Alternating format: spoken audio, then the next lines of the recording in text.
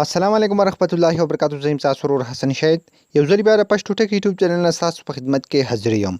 وګومل کړو چې تاسو غواړئ چې خپل نوم په ښایسته ډیزاین کې ولیکئ، په مختلف فریمونو کې بند کړئ. د هغې نه یوه ښایسته ډي پي جوړه کړئ. دغه تاسو په خپل فیسبوک پروفایل باندې هم شئ لګولی، په واتساپ باندې هم شئ لګولی، په خپل یوټیوب چینل باندې هم شئ لګولی.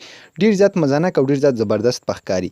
څنګه چې تاسو په سکرین باندې ښکاري چې دلته ما خپل نوم لیکلی حسن، څومره زبردست ډیزاین کې، څومره په زبردست فریم کې. تاسو هم بالکل په یو کلیک باندې کولی شئ چې دغه رقم خپل نوم په ښایسته ډیزاین کې ولیکئ. څنګه چې تاسو په سکرین باندې ښکاري چې په دې اپلیکیشن کې به تاسو ته ډېر زیات مختلف فریمونه، ډېر زیات مختلف ډیزاینونه میلاو شي او په دې ټولو کې تاسو کولی شئ چې خپل نوم په یو کلیک باندې په ښایسته ډیزاین کې ولیکئ. نو دا به تاسو څنګه لیکئ؟ د اپلیکیشن به تاسو ته چیرته میلاو شي. دغه ټوله طریقه بالکل سټیپ بای سټیپ تاسو درښایم. خو د دې نه مخکې تر اوسه پورې تاسو زموږ چینل پښتو ټک نه سبسکرایب کړی، دا ضرور سبسکرایب کړئ چې زموږ راتلونکې هرې ویډیو به تاسو ته په ټایم باندې په خپله در رسي. نو چېرته تاسو هم غواړئ چې خپل نوم په ښایسته ډیزاین کې ولیکئ، د دې لپاره به تاسو په خپل موبایل کې دا اپلیکیشن انسټال کوئ.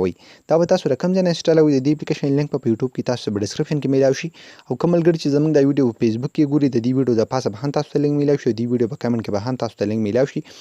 د هغه ځای نه تاسو دا اپلیکیشن په خپل موبایل کې انسټال کولی شئ. کله چې هم تاسو دا اپلیکیشن په خپل موبایل کې انسټال کړو، بیا یو څو کې سمپل دا به دغه رقم اوپن کړئ.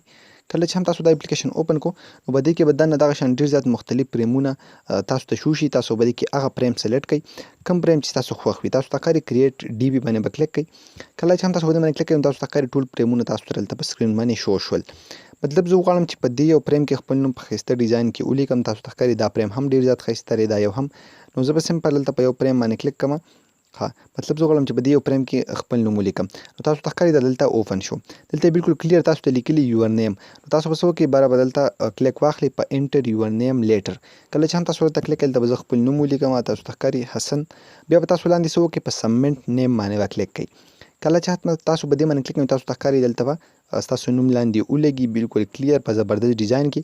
او که تاسو غواړئ چې دا نوم غټ کړئ، د دې دا سایز غټ کړئ، د خپلو دواړو ګوتو په مدد سره به تاسو دغه رقم د دې سایز غټولی شئ. د دې نه بغیر که تاسو کلر بدلول غواړئ، د هغې لپاره به سمپل لاندې په کلر باندې کلیک کړئ. که تاسو ډیزاین بدلول غواړئ یعنې فونټ، نو سمپل په فونټ باندې کلیک کړئ او دغه شان تاسو په مختلف ډیزاینونو کې لیکل کولی شئ. او که تاسو غواړئ چې دا سیو کړئ، نو سمپل دلته تاسو اپشن درکړی سیو، دلته به کلیک واخلئ. تاسو ته ښکاري په یو کلیک باندې به دا سیو شي. د دې نه بغیر په دې کې نور هم ډېر زیات مختلف ډیزاینونه دي. تاسو چې په کوم یو کې هم خپل نوم لیکل غواړئ، سمپل په هغه باندې کلیک کوئ. بره دلته نوم لیکئ. تاسو ته ښکاري زه به دلته ولیکم حسن. په سبمټ نیم باندې کلیک کوئ، دلته به ستاسو نوم راځي او په یو کلیک باندې تاسو دې ځای کې نه سیو کولی شئ.